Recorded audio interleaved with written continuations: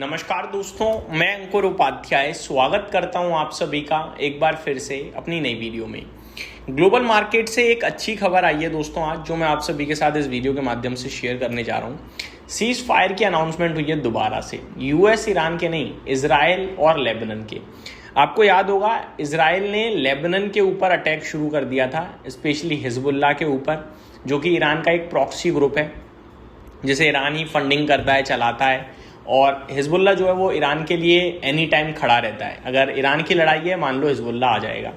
तो ये सारी चीज़ें हम सभी को पता थी। और इजराइल जंग चाहता है, ये भी हम सभी को पता है। इजराइल ने इस बार कमिट करा कि हम अब इस बार जो बॉर्डर लाइन है हिजबुल्लाह ग्रुप की, वो ब्रेक करेंगे और मिलिट्री ग्राउंड लेवल से अंदर जाएगी और फिर अटैक करेंगे।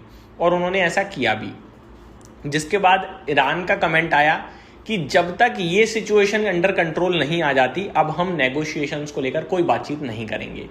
क्योंकि इजराइल और लेबनान के बीच का मामला सॉल्व होना भी सीज फायर का पार्ट था। तो अगर ऐसा हो रहा है, दैट मीन सीज फायर का वायलेशन है, सीज फायर ब्रेक हुआ है, इसलिए अब कोई बातचीत नहीं होगी। लेकिन इन सब के बाद आज एक खबर आ रही है कि दोबारा सीज फायर हुआ है। अब शायद ईरान भी बातचीत पे दोबारा उतरे। हालांकि इस बीच में अमेरिका की तरफ से लगातार बयान आए हैं कि ईरान बातचीत कर रहा है।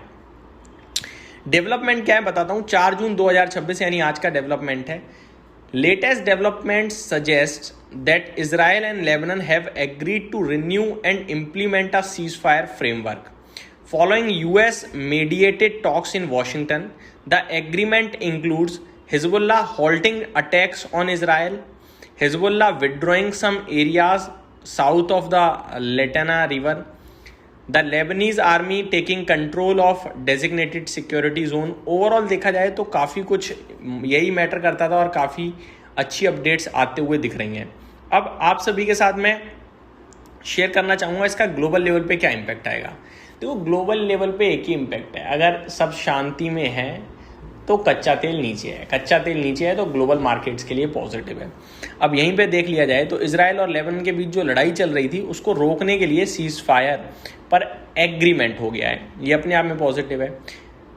हिजबुल्लाह इजराइल पर अटैक रोकेगा, हिजबुल्लाह अपने फाइटर्स को साउथ लेबनान के कुछ एरिया से पीछे हटा लेगा, जैसा कि मैंने आपको बताया। लेबनीज आर्मी उन एरियाज का कंट्रोल संभालेगी। दोनों साइड्स आगे और सिक्योरिटी सोचेंगी या करेंगी। दिक्कत कहाँ पे है, सीज फायर अनाउंस होने के बाद भी कुछ जगहों पर फायरिंग और एयर स्ट्राइक की रिपोर्ट्स आई है। मतलब ये शांति कह तो देते हैं लेकिन करते नहीं है, मारपीट करते रहते हैं। इजराइल ने कहा है कि अगर सिक्योरिटी थ्रेट दिखा तो वो मिलिट्री एक्शन कंटिन्यू कर सकता है। इसलिए सिचुएशन अभी 100% पीसफुल नहीं है। कहते हैं कि अगर मुझे ऐसा लगा मैं अटैक करूँगा, और हो ना हो, लेकिन कह देते हैं हुआ है ऐसा इसलिए अटैक कर दिया। जैसे यूएस ने अभी ईरान की शिप उड़ा दी कि भैया हमें उनसे थ्रेट था। थ्रेट किस चीज़ का, वो तो वहीं खड़े थे, उड़ा दी। उस तरह से फिर ईरान ने अटैक किया, उसे बीच में ही रोक दिया। तो ये सारी चीज़ें हैं, इनके बीच का ना, मतलब ट्रस्ट इश्यूज बहुत ज़्यादा हैं इन सारी मैटर्स में। हिजबुल्लाह ईरान के बीच में तो बिल्कुल ही नहीं है ट्रस्ट, इजराइल ईरान के बीच में बिल्कुल ट्रस्ट नहीं है, और यूएस ईरान के बीच में भी ट्रस्ट बहुत ही कम है।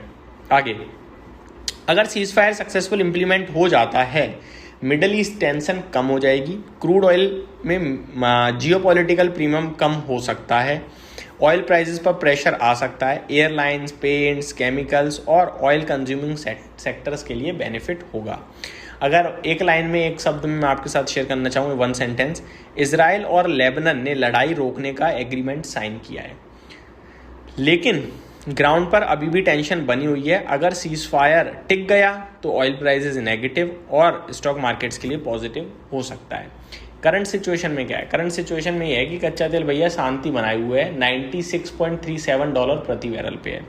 हालांकि $96 भी कोई कम नहीं है, लेकिन ज़्यादा भी नहीं है। बीते कुछ समय से 90 से 98 की जोन में है, तो अभी बीच में ही मैं ये कहूँगा, और करीब 1.5% की गिरावट ही दिख रही है। तो ये जो सीज फायर है ये अच्छा है, और इसकी वजह से ईरान भी कुछ बयानबाजी कर सकता है, और अगर ईरान की बयान आते हैं पॉजिटिव साइड पे तो ज़्यादा अच्छा माना जाएगा। Lebanon president indicate cease fire में स्टार्ट विद इन 24 आवर्स। तो लेबनान के जो राष्ट्रपति हैं उन्होंने कहा है कि सीज फायर जो है अगले 24 घंटे के अंदर स्टार्ट हो सकता है। तो ये पॉजिटिव अपडेट आते हुए दिख रही है। मेरे हिसाब से लेबनान और इजराइल के बीच में शांति एक अच्छा संकेत है। इसके चलते ईरान दोबारा बातचीत में उतरेगा ईरान की तरफ से, क्योंकि अमेरिका की तरफ से तो है, और बातचीत में उतरेगा तो फिर पॉजिटिव अपडेट के चांसेस हैं, क्योंकि पहले भी ईरान कह रहा था कि डील आ सकती है, डील आनी चाहिए, जल्दी आएगी। ऑलमोस्ट हम सारे एक पॉइंट्स पे एग्री कर गए हैं। प्रेसिडेंट ट्रम्प का वेट था, अब ट्रम्प साहब के हाथ में दोबारा से चाबी है। वो अच्छा बोल जाए तो बहुत अच्छी बात है, खराब बोलोगे तो दिक्कत ही दिक्कत है।